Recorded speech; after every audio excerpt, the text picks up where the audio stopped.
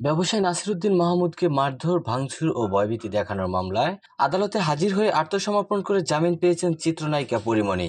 সোমবার ২৭ জানুয়ারি সকালে ঢাকার চিফ জুডিশিয়াল ম্যাজিস্ট্রেট আদালত তার জামিন মঞ্জুর করেন। এ সময় সমন জারি ৯ মাস ধরে হাজির না হওয়ায় ক্ষোভ প্রকাশ করেন আদালত। পরে ১,০০০ টাকা বন্ডে মঞ্জুর হয় পরীমনির জামিন। জামিন পাওয়ার পর তিনি বলেন, আমি আইনের প্রতি শ্রদ্ধাশীল, আমার এই বিশ্বাস শেষ পর্যন্ত থাকবে। আশা করছি ন্যায় বিচার পাবো, আমার বিশ্বাস ছিল আমি জামিন পাবো। এ সময় পাশে থাকার জন্য সবাইকে ধন্যবাদ জানান তিনি। ফেসবুকে স্ট্যাটাস দেওয়ার পরেই এমনটা হলো কিনা এমন প্রশ্নের জবাবে পরীমনি বলেন, এ বিষয়ে আমি কিছুই বলতে চাই না।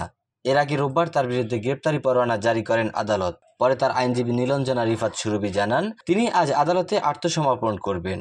আদালতে হাজির হওয়ার পরেই আদালত তার জামিন মঞ্জুর করেন। গত বছরের ১৮ মার্চ নাসিরুদ্দিন মাহমুদকে মারধর, ভাঙচুর ও ভয়ভীতি দেখানোর সত্যতা পেয়ে আদালতে তদন্ত প্রতিবেদন দাখিল করেন মামলার তদন্তকারী কর্মকর্তা ও ঢাকা জেলা পিবিআই। ২০২২ সালের ৬ জুলাই আদালতে মামলাটি করেন ঢাকার সাভারের বোট ক্লাবের পরিচালক নাসিরুদ্দিন মাহমুদ।